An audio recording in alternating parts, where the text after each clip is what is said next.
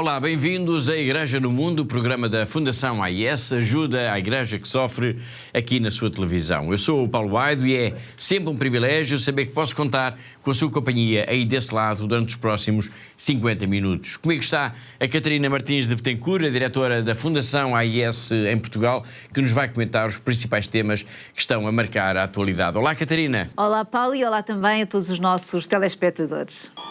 Si è verificato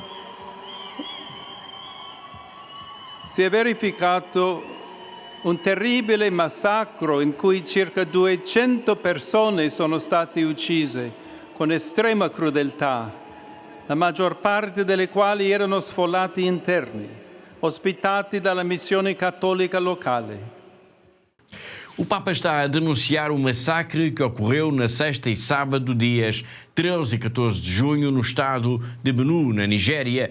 As palavras do Papa dizem tudo. Foi terrível e as cerca de 200 pessoas assassinadas foram mortas com extrema crueldade. Eram, na sua maioria, cristãos. 200 mortos em 2 dias e isto praticamente nem foi notícia. Temos a atenção mediática toda centrada no conflito entre Israel e o Irão, a guerra na Ucrânia, na situação na faixa de Gaza e praticamente mais nada.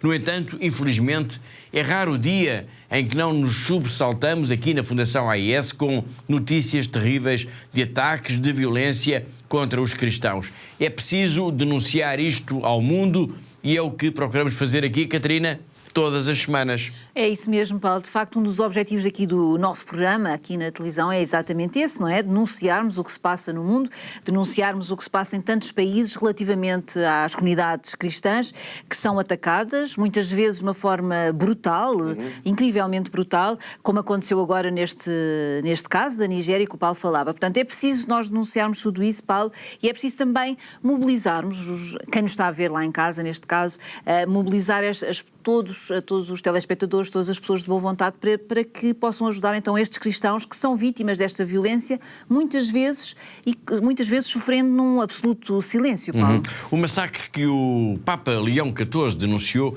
é um sinal da situação muito difícil que se vive na Nigéria, onde em determinadas regiões os cristãos são sistematicamente atacados, mas infelizmente não é caso único. Ainda este domingo, agora, um atentado suicida numa igreja em Damasco, a capital da Síria, causou, entre mortos e feridos, mais de 8 dezenas de vítimas.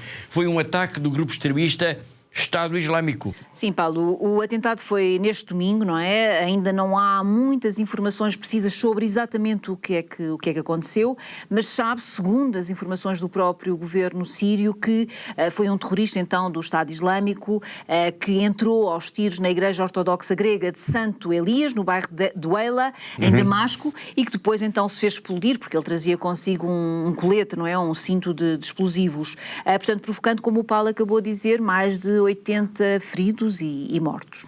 Este vai ser um tema que vamos desenvolver já na próxima semana, em que contamos trazer à antena uma mensagem da irmã Miri, a religiosa portuguesa que vive no mosteiro da Síria. Para já, vamos a outro país de que temos falado também muito por aqui e quase sempre também por causa do terrorismo. E o país é Moçambique.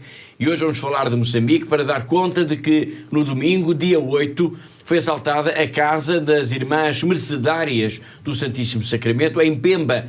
Um assalto que teve, Catarina, momentos de grande dramatismo. Sim, Paulo, de grande dramatismo, exatamente quando os assaltantes, e ao que tudo indica, Paulo, todas as informações que temos indicam que foram realmente assaltantes e não terroristas, que então levaram as irmãs todas para a capela da sua casa, ameaçaram as religiosas que iriam decapitar uma delas, ali mesmo na capela, se não lhes dessem absolutamente tudo o que tinham, todo o dinheiro que possuíam ali na sua casa. Foi um assalto que de facto deixou marcas. As irmãs ficaram muito assustadas e agora querem colocar grades nas janelas. Atenção que elas acolhem 34 crianças órfãs e além das grades nas janelas querem também colocar câmaras de vigilância. Nós estamos em contacto com estas irmãs e contamos também na próxima semana trazer aqui à antena toda a história contada por quem a viveu, por quem assistiu a este assalto em Pemba, em Cabo Delgado, no norte de Moçambique.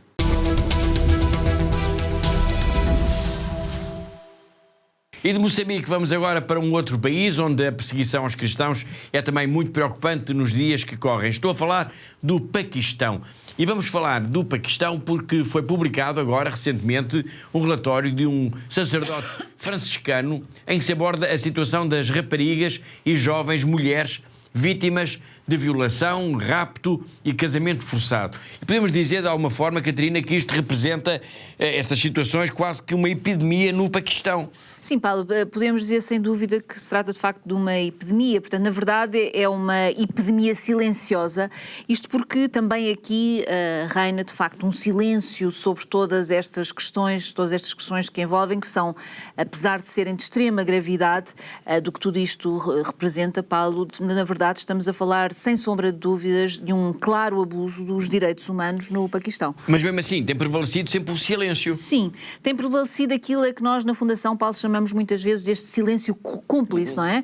Portanto, é um silêncio que é muitas vezes cobarde, neste sentido em que acabamos por não denunciar e acabamos por ficar calados, mas acabamos por prejudicar e muito as próprias vítimas, porque impede, ou pelo menos não favorece, a mobilização da sociedade no sentido de resolver e de ajudar a resolver esta situação.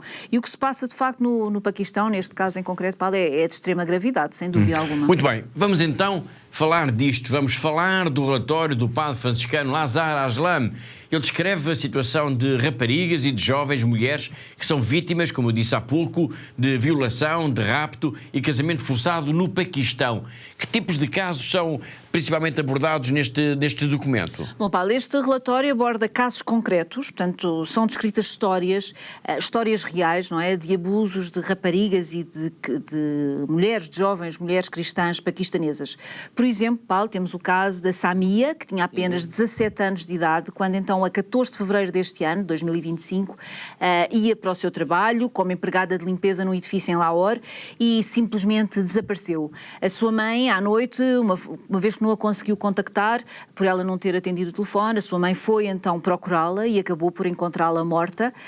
O proprietário do apartamento onde foi encontrada, esta jovem, afirmaram que ela se tinha suicidado, mas, na verdade, Paulo, o relatório médico revelou que esta jovem tinha sido violada por vários homens e depois, posteriormente, foi então assassinada.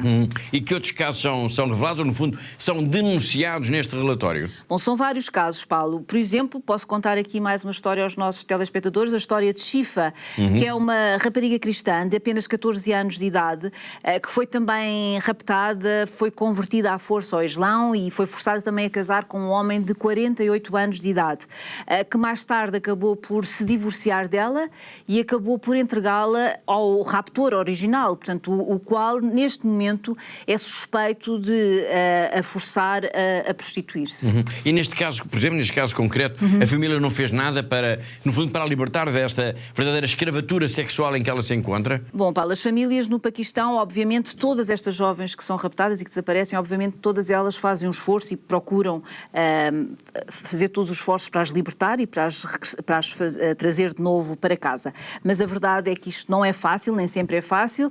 Em primeiro lugar, porque as autoridades muitas vezes são ineficazes nesta ajuda à procura destas jovens e no resgate destas raparigas cristãs. E neste caso concreto, Paulo, depois de terem falhado todas as tentativas de recuperar esta jovem, a Shifa, a família então acabou por contactar este padre, o padre Aslam, que neste momento está a tentar pelos seus próprios meios encontrar, portanto, localizar esta jovem e trazê-la de volta para a sua família e para a sua casa. Muito bem. Estamos então a referir alguns dos casos descritos no relatório elaborado pelo padre Aslam sobre a violência contra raparigas e mulheres cristãs no Paquistão. Podemos dizer que o trabalho deste sacerdote poderá, de alguma forma, Catarina, mudar um pouco este paradigma de que temos aqui falado? Eu penso que sim, Paulo, e a principal mudança que é preciso acontecer tem de ser na forma de pensar, na mentalidade da população, mas independentemente disso, Paulo, o trabalho do padre Aslam de facto é muito significativo e constitui neste momento já um marco, não é? Na defesa dos direitos humanos destas minorias religiosas do Paquistão. Muito bem, obrigado, Catarina. A questão, de facto, do rapto de jovens raparigas e mulheres cristãs do Paquistão é um problema muito sério que se arrasta já no tempo e que acaba por ser também um retrato deste país. Ayla Gil, da Comissão Nacional de Justiça e Paz do Paquistão, é uma das pessoas que mais se tem erguido na denúncia desta situação. Ela tem dado voz ao sofrimento de centenas de mulheres e raparigas que vivem em sofrimento e privadas de liberdade.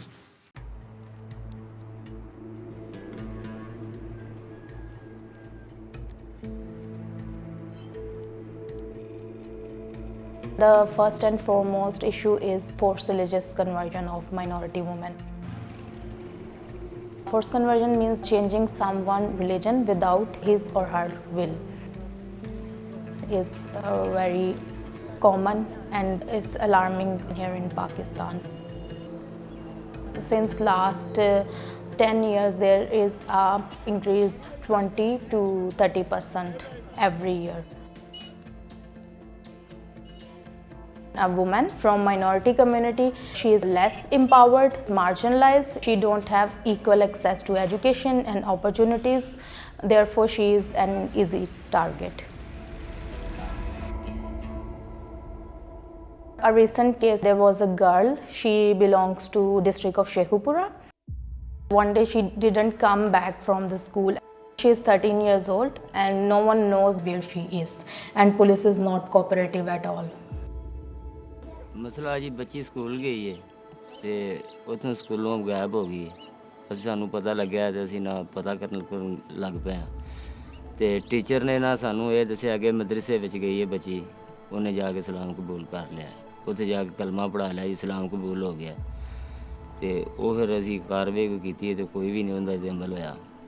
ਉਹਨੇ ਆਖਿਆ ਹੁਣ ਤੇ ਤੂੰ ਕਲਮਾ ਵੀ ਨਾਲ ਪੜ੍ਹਦਾ, ਅਰਬੀ ਪੜ੍ਹ ਲਈ, ਹੁਣ ਤੇ ਤੂੰ ਮੁਸਲਮਾਨ ਹੋ ਗਈ, ਹੁਣ ਤੇ ਤੂੰ ਪੱਕੀ ਮੁਸਲਮਾਨ ਹੈ। ਤੇ ਬਹੁਤ ਗੁੱਸਾ ਕਰਦੀ ਸੀ ਕਿ ਲੋਕ ਕਿਉਂ ਸਾਨੂੰ ਇੰਝ ਜਾਂਦੇ ਨੇ ਕਿ ਤੁਸੀਂ ਮੁਸਲਮਾਨ ਹੋ ਜਾਓ। ਤਾਂ ਕਿ ਨਸੀਬ ਨਹੀਂ ਸਹੀ, ਮਹਿਸੂਸ ਸਹੀ ਕਰਨਾ ਹੈ ਕਿ ਸਾਡੀ ਬੱਚੀ ਸਾਨੂੰ ਵਾਪਸ ਮਿਲੇ। They are kidnapped, abducted, and then they'll got some sort of brainwashing from them as well, that we will give you some sort of financial benefit. Behind this is marriage. The particular age for conversion is considered 13 to 16 years. This is the question, that how can a 13-year-old decide consciously by her free will that she is going to be converted or she want to embrace Islam. Then they don't allow her to meet a single person from their family. So this is a sort of psychological and mental torture for the girl as well. There is no protection by law and they should criminalize this cruel act of conversion.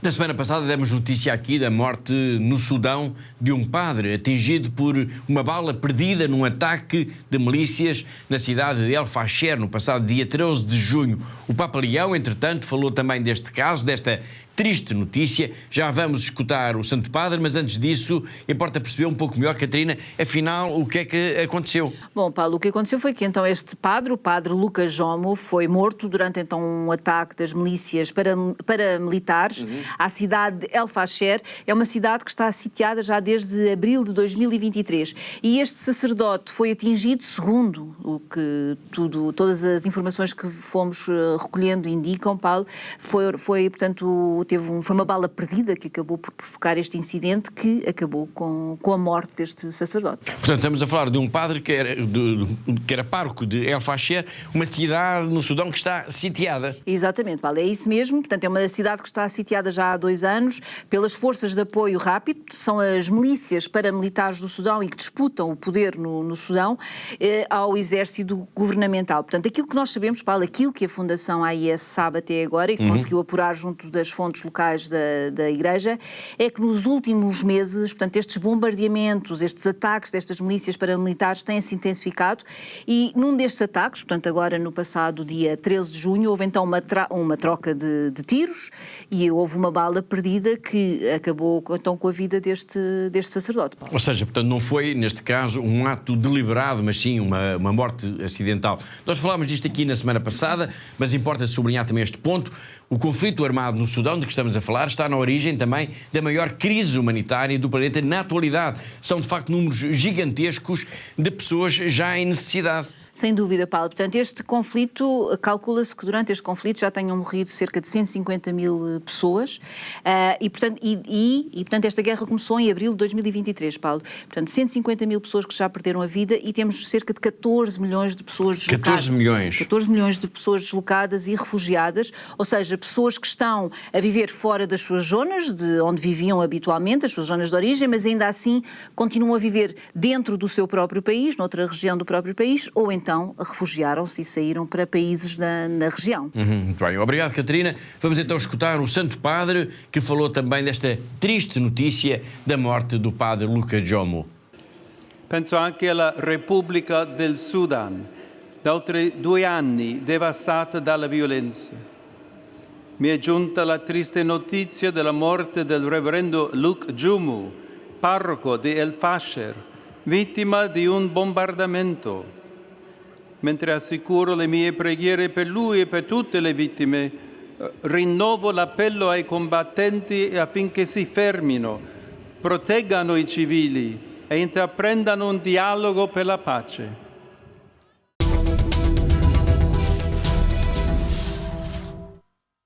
Foi o Papa Leão XIV a comentar a triste notícia da morte do padre Luca, vítima de uma bala perdida durante o cerco de milícias à cidade de El Fasher. E vamos continuar por África e vamos continuar focados também no Papa, porque no domingo, dia 15, logo após a oração do Ângelus, o Santo Padre também denunciou a situação terrível que se vive na Nigéria. Foram dele, aliás, as palavras que escutámos logo no arranque do programa, em que ele se referiu ao assassinato de mais de 200 cristãos por militantes jihadistas, no que já é referido como um dos piores massacres, Catarina, os piores massacres da história deste país.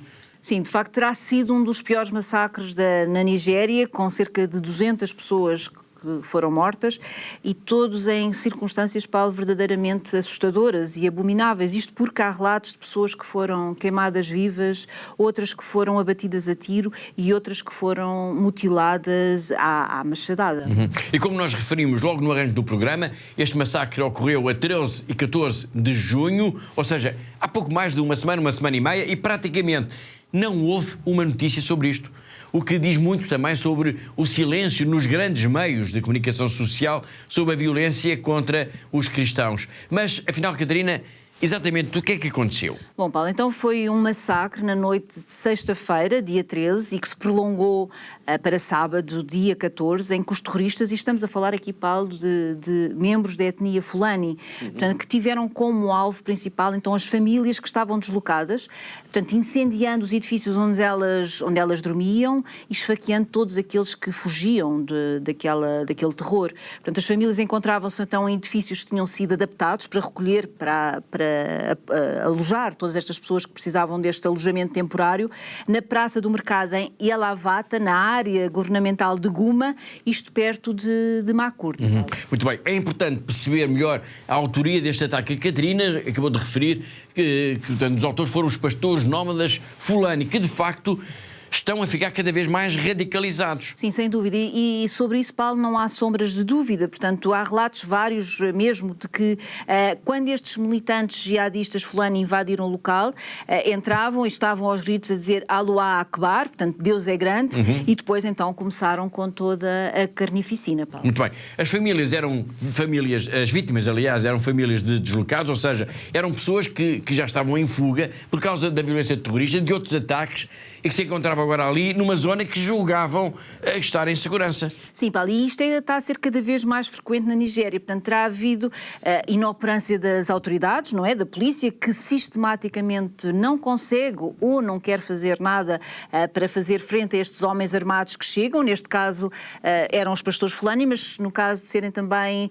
terroristas do Boko Haram, é exatamente a mesma inação, não é? Muito bem, obrigado uma vez mais. Como eu disse há pouco, o Papa Leão XIV não deixou passar em vão este terrível massacre e denunciou o caso logo no domingo, dia 15, logo no domingo seguinte, dia 15, após a oração do Ângelus no Vaticano. E vamos agora recuperar as suas palavras.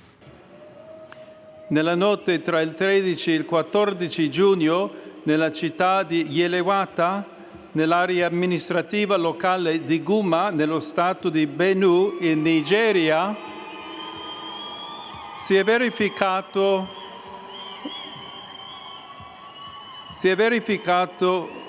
un terribile massacro in cui circa 200 persone sono state uccise con estrema crudeltà, la maggior parte delle quali erano sfollati interni, ospitati dalla missione cattolica locale.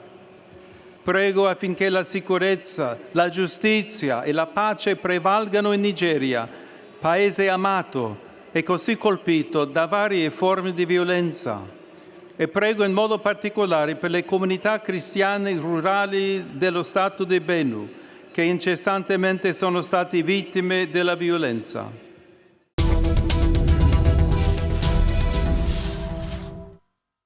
Este ataque de que nos falou agora o Papa Leão XIV, este verdadeiro massacre ocorrido na Nigéria, é apenas a ponta recente, visível, de um enorme iceberg de violência que tem sobressaltado a comunidade cristã deste país de África.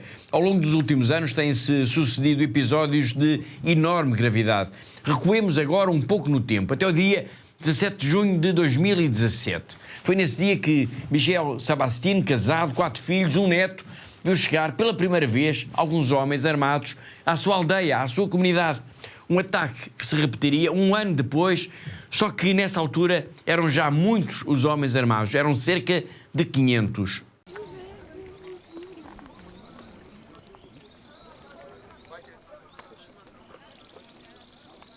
Na aure ina da mata da yara 4, ina da kuma jika, kuma muna aiki a gona tare da iyalina.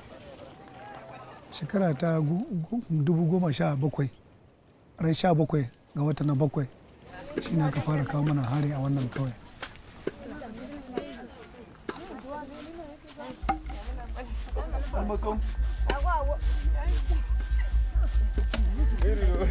Amma tun da aka kawo wannan hari din nan, muna zaune karfe 6 na safe sai mu fara jin harbe-harbe na bindigogi. Da mun ji harbe-harbe bindigogin nan sai duka ihu ne ya kama gari. Mun ji kan wajen ga yawan mu an harbe su an kwantar da su.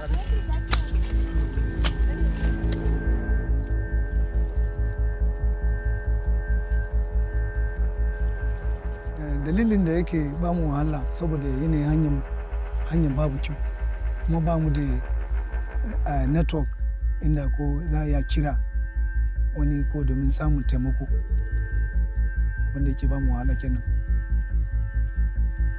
Waɗannan muka yi dai ƙungiya na sentiri domin tsaro, amma ko da dare haka sai su dinga zagaya suna tsaro mutane a cikin gidaje.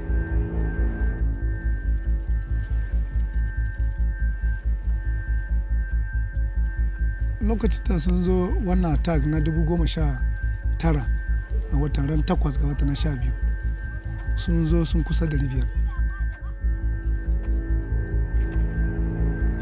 Gaskiya kamar wurin nan sa ba zan iya sai dai mu dai muna zaune sai muka bi around 5 sai mu ga jama'a mutane suna zuwa ba ma ya mun sai gane ko su wane ne ba, suna zuwa sai suna ta harbe ne ko a birgoji kuma jama'a kuma muna kan gudu ne ba ma ya mun sai su wane ne.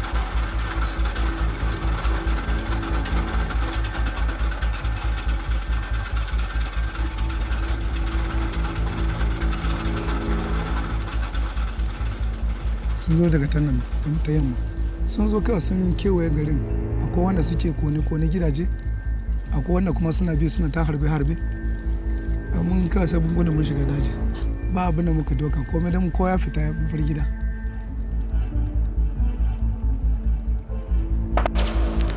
Bidin mun yi ta jin harbe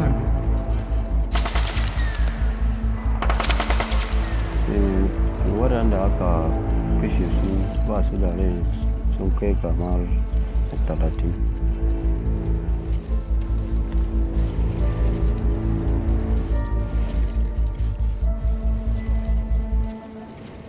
fargaba zan ce rashin fargaba na kan mana because ko ka kwanta in ka ji kara sai ka dauka cewa to kila masu attack din.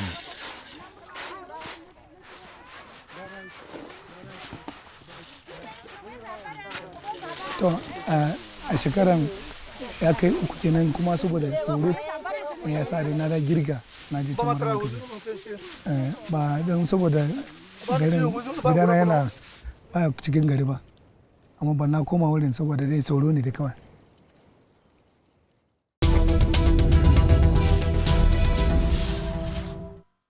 Terrorismo, populações em fuga, milhões de deslocados e de refugiados. Infelizmente, esta é a realidade cada vez mais comum em muitos países de África. Na sexta-feira, dia 20, assinalou-se o Dia Mundial do Refugiado, uma data que serve também para não nos esquecermos de pessoas como, por exemplo, Robert Savadogo, que teve de fugir apressadamente com a sua família quando terroristas islâmicos apareceram na sua aldeia no Burkina Faso.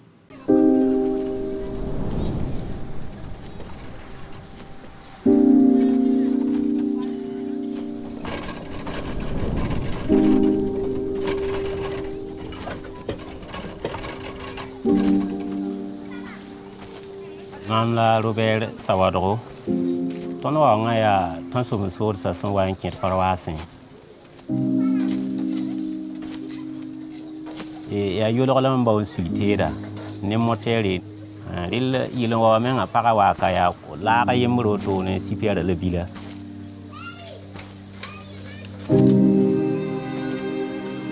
La ron kan apaka wa kulora man patar muy boata yemro tamingi. La kata han 20 keti tun kan la tonta ton fa ton man zi woto tun pa be hen tun pa ligdi timam jetan ta ya nyande be aya bu toni mami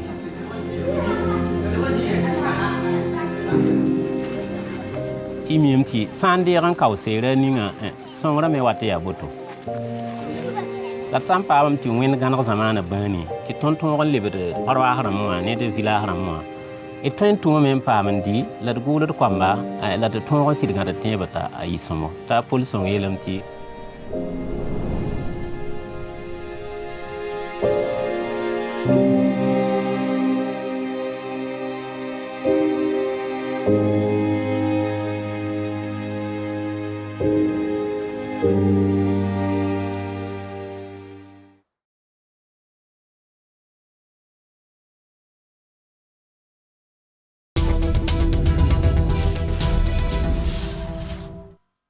Foi Robert Savadogo, um dos milhões de deslocados e refugiados que há neste momento no mundo e que teve de fugir da sua aldeia no Burkina Faso face à ameaça de terroristas islâmicos.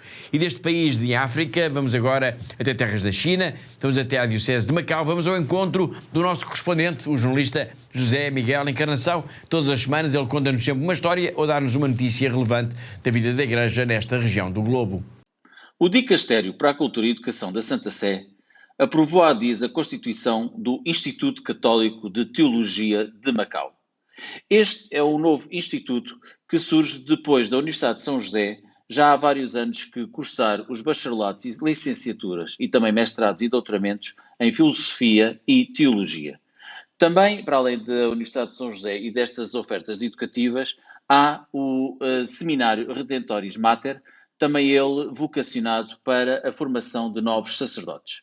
Com este novo Instituto Católico de Teologia de Macau, que muito provavelmente irá ficar também ele sobre a alçada da Universidade de São José, o Bispo de Macau é, no entanto, vai, no entanto, ser o seu principal responsável, sendo que, até ao momento, ainda não são conhecidos mais pormenores sobre o funcionamento desta nova entidade.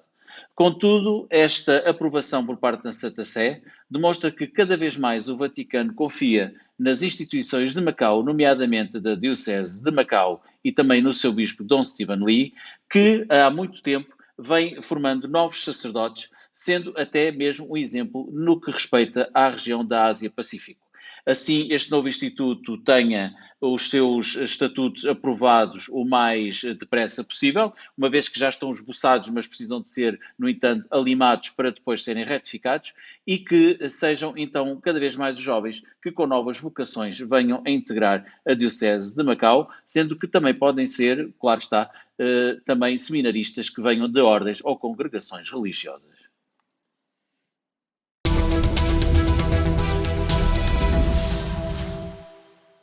Foi José Miguel Encarnação, o nosso correspondente em Macau, na China.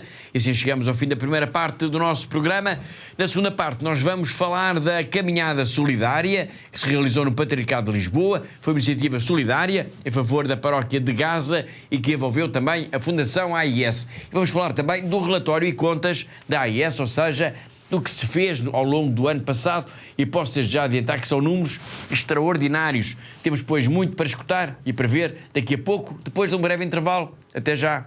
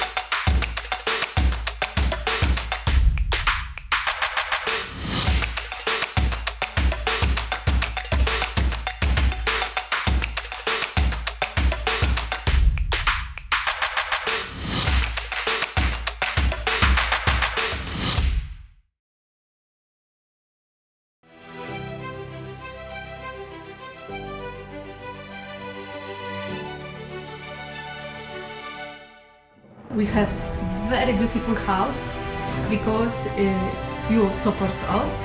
So thank you very much. Thank you. ACN apoya a sacerdotes en todo el mundo con intenciones de misas que nos ayudan tanto espiritualmente como materialmente, para nuestro propio bien y el bien de nuestras comunidades.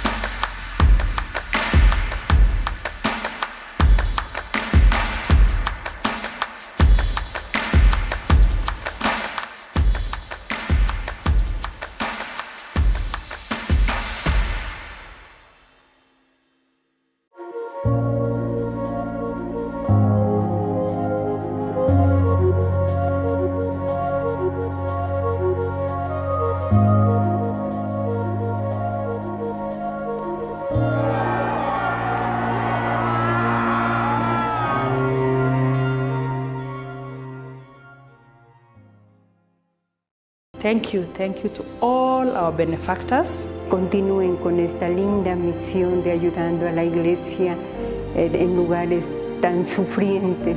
Щиро дякую всім вам, що ви є на хресній дорозі, допомагаєте нам нести наш хрест. We are trying to be Jesus. Through your help and support, we are able to bring the gospel to the people. Thank you so much. May God bless you. You are giving us hope and you are putting a smile in our faces. Thank you so much.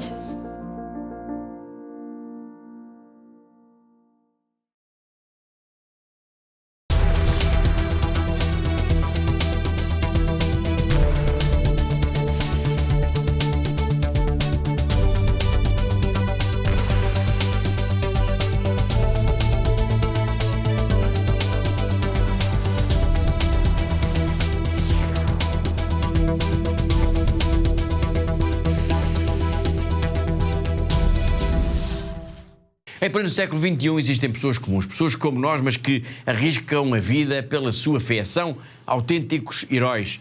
Todos os dias, homens, mulheres e até crianças enfrentam violência, enfrentam o próprio medo para se manterem fiéis àquilo que é mais importante. Eles merecem o nosso maior respeito. A Fundação AIS existe para eles, para todos eles, para cada um deles. Está a tornar-se cada vez mais difícil para os cristãos de todo o mundo praticar e viver a fé. Em muitos lugares, os nossos irmãos e irmãs sofrem pelo seu amor a Cristo. A missão de ajuda à Igreja que sofre é construir uma ponte de amor que permita que a Igreja que sofre e é perseguida testemunhe a sua fé, inspirando aqueles que a ajudam. Hoje, a ajuda à Igreja que sofre, ou AIS, apoiando mais de 5.000 projetos anualmente em mais de 145 países. Hoje em dia é necessária muita desta ajuda no Médio Oriente, onde a presença cristã enfrenta uma ameaça existencial. Lá e por todo o mundo, a AIS apoia a construção e a reconstrução de igrejas e onde as comunidades católicas se reúnem para prestar culto, rezar e serem fortalecidas na fé. A AIS apoia anualmente mais de 12.000 religiosas, ajudando-as a viver a sua vocação. A AIS também contribui para aqueles sacerdotes que mantêm viva a fé nas suas comunidades. Todos os anos, a AIS apoia a formação de aproximadamente 13.000 destes futuros padres por todo o mundo. A AIS apoia a tradução, impressão e distribuição de mais de 51 milhões de cópias da Bíblia para crianças em 190 línguas. A AIS recebe pedidos de ajuda não só para livros, mas também para estações católicas de rádio e de televisão. A cruz, o sinal da promessa de Deus, tem guiado o trabalho pastoral da ajuda à Igreja que sofre. É a cruz que também tem inspirado os benfeitores da AIS a ajudar aqueles que não conseguem levar as suas cruzes sozinhos. Eles estão a ser testados na fé. Nós estamos a ser testados no amor.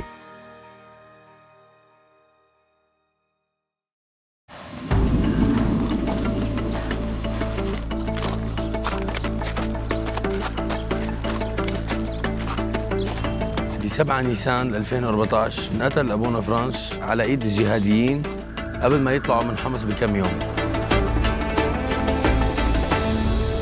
كان هو الراعي الحقيقي اللي ما تخلى عن رعيته.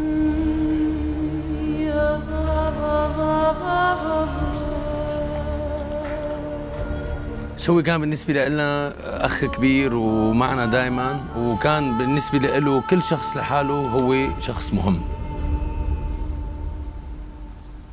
وإلى الأمام. إلى الأمام، الكلمة لساتنا لهلا عم نسمعها كان يقلنا إياها أبونا فرانس. وقت كنت صغير مراهق كنت عايش بمدينة حمص. كان أبونا فرانس ياخذنا مسيرات على جبال وادي النصارى.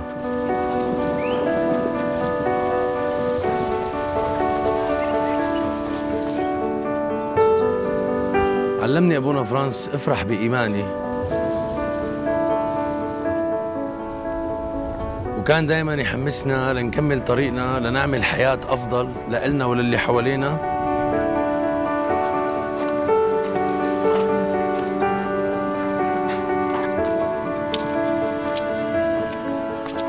بدون ما نخسر إيماننا. حتى جيرانه الإسلام اللي ضلوا حد الدير ما تركهم، كان يقدم لهم أي شيء بيقدر عليه من أكل ومأوى.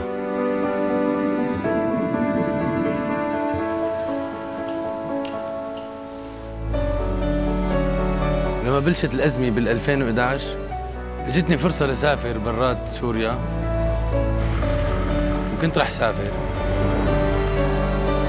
بس أبونا فرانس ألهمني وضليت وصرت متطوع بخدمة إخواتي السوريين.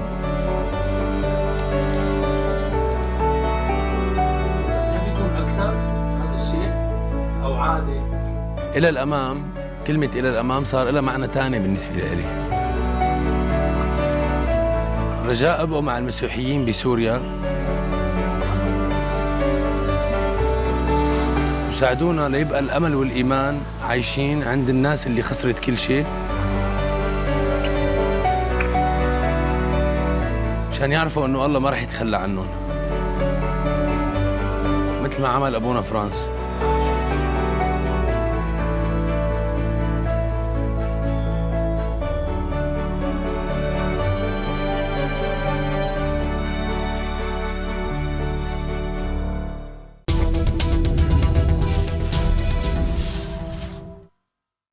Cerca de uma centena de pessoas aderiram à caminhada solidária promovida no sábado, dia 14 de junho, pelo Patriarcado de Lisboa, iniciativa que envolveu também a Fundação AIS em favor da Paróquia da Sagrada Família de Gaza. Nós temos um pequeno depoimento gravado pelo Padre Albino dos Anjos, que é o grande promotor desta iniciativa, já o vamos escutar, mas antes disso, depois fazer aqui como que um breve balanço. E podemos dizer, Catarina, que foi uma grande ideia. Sem dúvida, Paulo, foi mesmo uma grande ideia esta caminhada solidária que foi promovida então pelo Serviço de Animação Missionária do Patriarcado de Lisboa, dirigida então pelo Padre Albino, que é missionário da Boa Nova e que, como o Paulo referiu, conseguiu então juntar cerca de uma centena de pessoas, que é notável, mas além disso, Paulo, e como se tratou de uma ação solidária, como o Paulo disse, portanto permitiu recolher também cerca de 2.700 euros, que agora a Fundação vai enviar então para Gaza, para a paróquia da Sagrada Família, para o Padre Romanelli, que está de facto em Gaza e que precisa tanto da nossa ajuda, não é? Exatamente. Podemos dizer que mais importante até do que o valor alcançado foi o gesto de solidariedade, o gesto de partilha que mobilizou tanta gente para esta caminhada de aproximadamente 3 km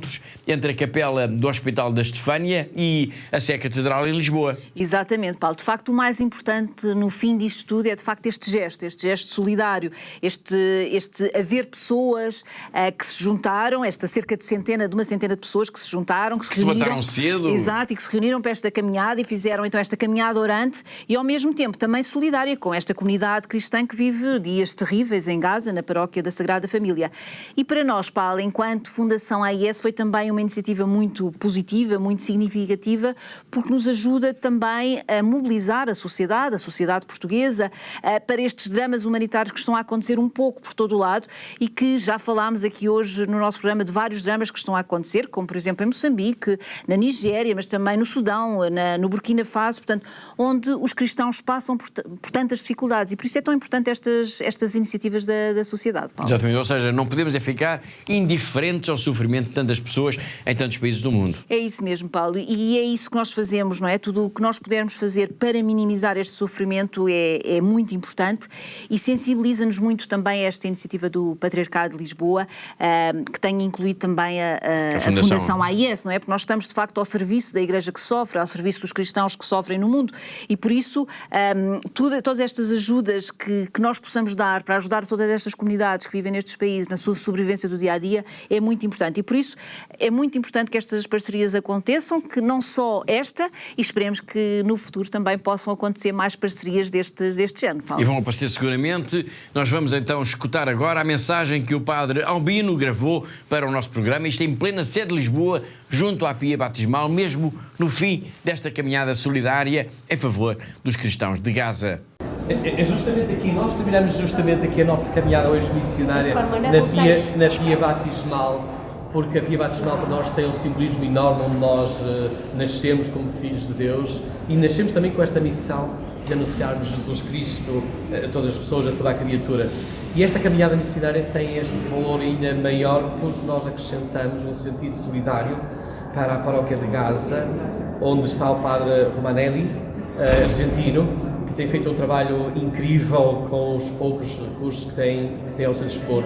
E nós ganhamos algum fundo que vamos depois entregar à Fundação A Igreja que Sofre, que depois vai canalizá-los para lá.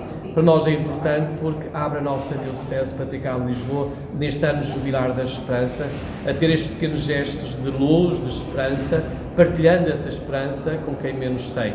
Por isso, nós agradecemos a todos, de maneira especial à Fundação A Igreja que Sofre, esta parceria com a nossa missão. Muito obrigado a todos. Deus nos abençoe.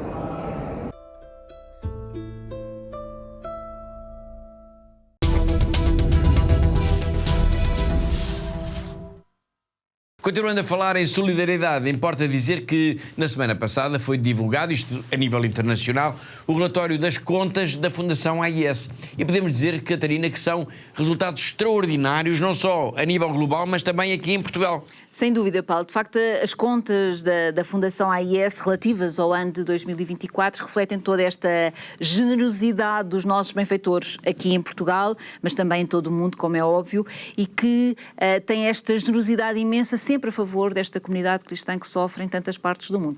Exatamente. Nós vamos falar deste relatório ao longo das próximas semanas, até porque também nos ajuda a fazer um pouco melhor o retrato da igreja que sofre, da igreja que é perseguida. Mas aproveito o facto de estarmos a falar disto para lançar desde já o número da semana. Em todos os programas nós queremos sempre apresentar um número que representa algo de importante na vida da igreja, na vida de todos nós, mas também no trabalho e na missão da AIS. E o número de hoje é 139,3 milhões.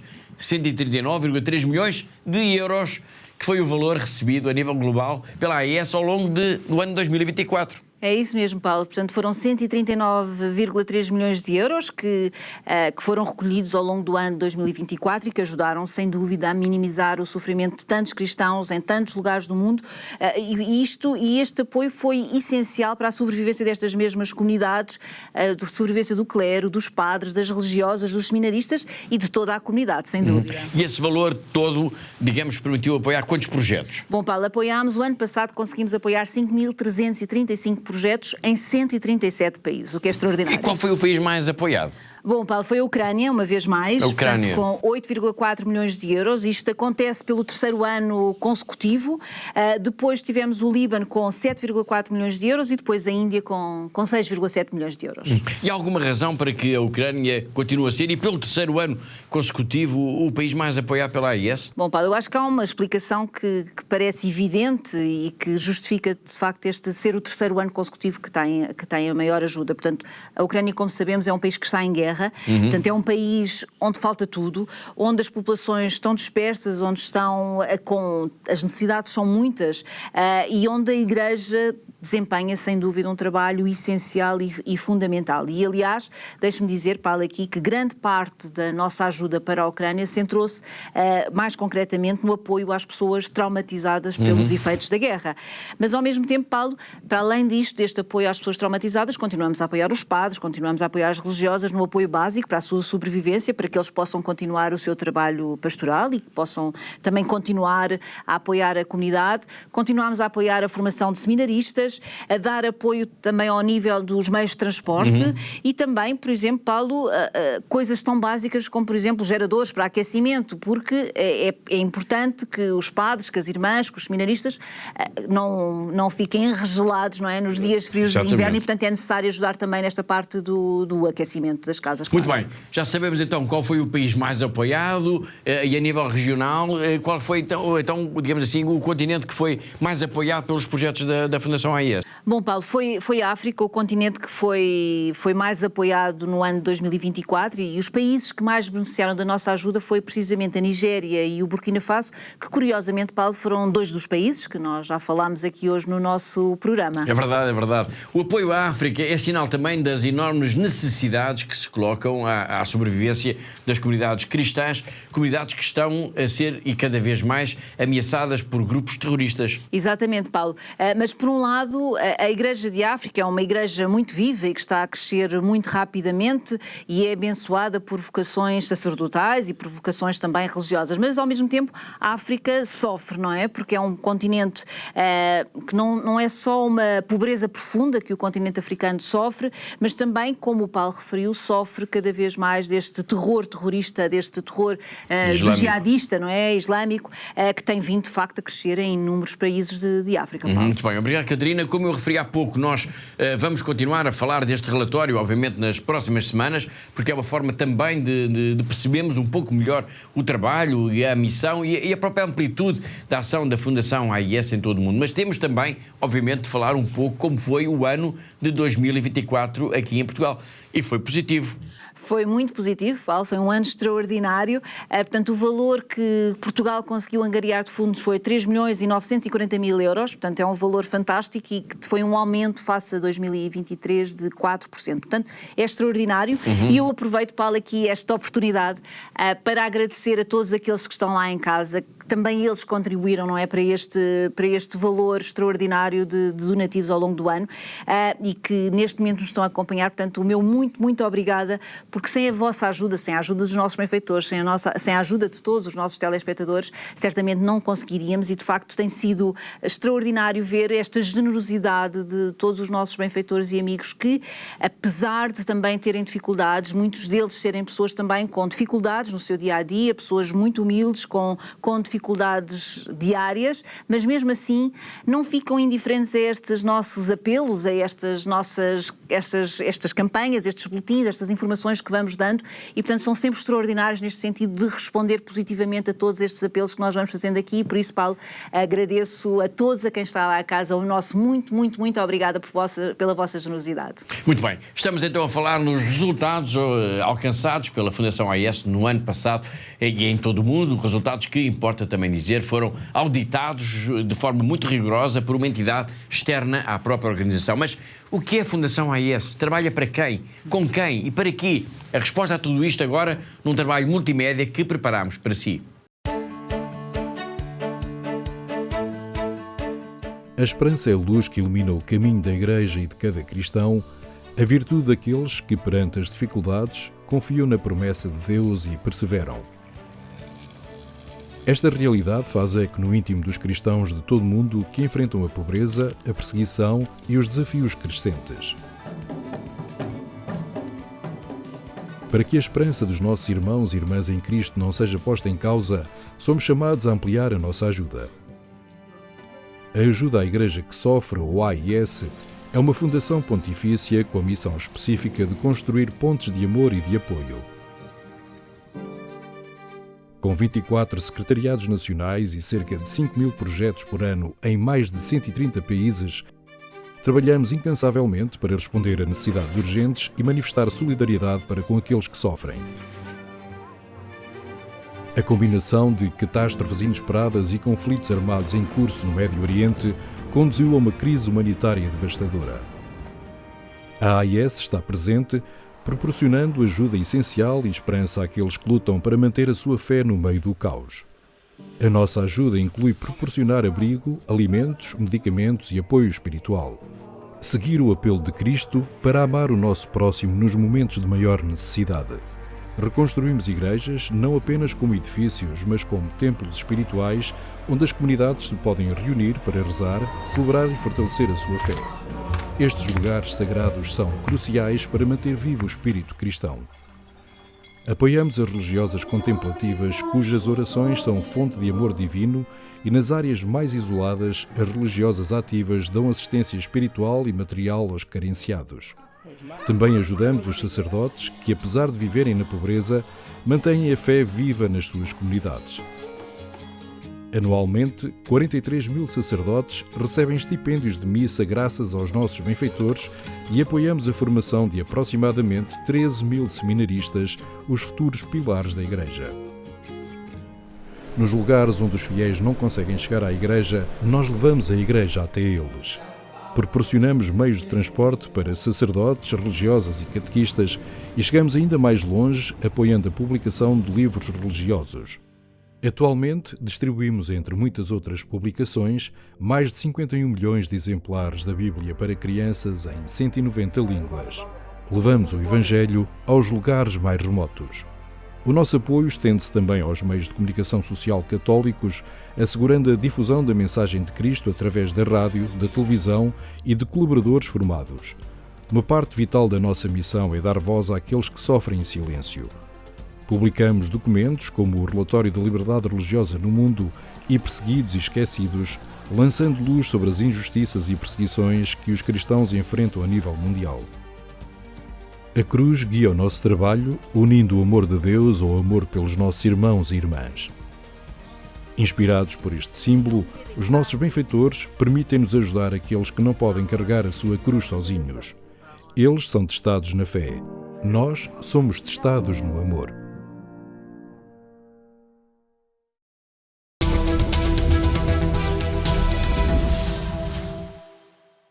Mesmo a finalizar o programa de hoje, vamos apenas recordar, e é a última vez que o fazemos, que este ano, e já só falta mesmo uns dias para entregar esse documento, é possível fazer então a consignação de 1% do IRS e que podemos e devemos fazê-lo para a Fundação AIS, para que a Fundação AIS tenha mais meios para ajudar mais cristãos perseguidos no mundo. Sem dúvida, Paulo, e de facto é sempre uma ajuda significativa este valor que nos chega da consignação do IRS. E como temos dito aqui ao longo das últimas semanas, a Fundação AIS recebeu aproximadamente 121 mil euros o ano passado e este valor foi diretamente enviado para Pemba, para a Diocese de Pemba, exatamente para os deslocados, para a ajuda de emergência aos deslocados de Cabo Delgado, de que tanto falamos aqui no nosso programa e já hoje falámos aqui de Moçambique, Paulo. E o desafio, mais um desafio que eu deixo aqui aos nossos telespectadores, aos nossos amigos, é que este ano voltem a fazer esta consignação do IRS para a Fundação AIS, porque podemos, é uma forma fácil, não é? É uma forma gratuita e que podemos, sem dúvida, fazer a diferença na vida de tantas pessoas que vivem em tantos países que sofrem tanto. Sem dúvida, sem dúvida. Vamos agora então escutar e ver uma pequena peça que elaborámos para si sobre a importância disto, de se ajudar os cristãos perseguidos, também quando preenchemos a declaração de IRS. 505-152-304.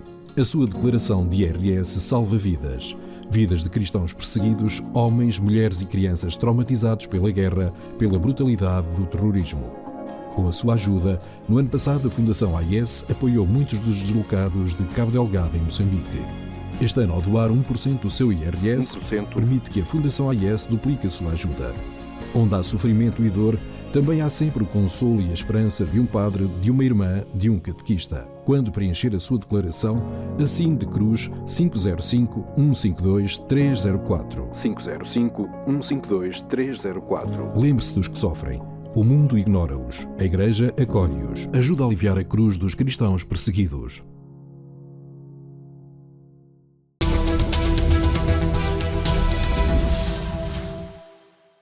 E assim, depois de recordarmos que podemos e devemos ajudar a missão da Fundação AIS também quando preenchemos a nossa declaração de IRS, chegamos ao fim do programa de hoje. Todas as semanas nós marcamos encontro aqui porque há uma igreja que precisa da nossa ajuda. Eu lembro que todas as notícias, tudo o que diz respeito à missão, ao trabalho, ao dia-a-dia da Fundação AIS está sempre disponível para leitura, para consulta na nossa página na internet. Resta-me agradecer uma vez mais a colaboração da Catarina, diretora da Fundação AIS em Portugal, assim como de todos os que ajudaram a produzir, a editar e a levar até si este programa. Despeço-me com amizade. Até para a semana, se os quiser.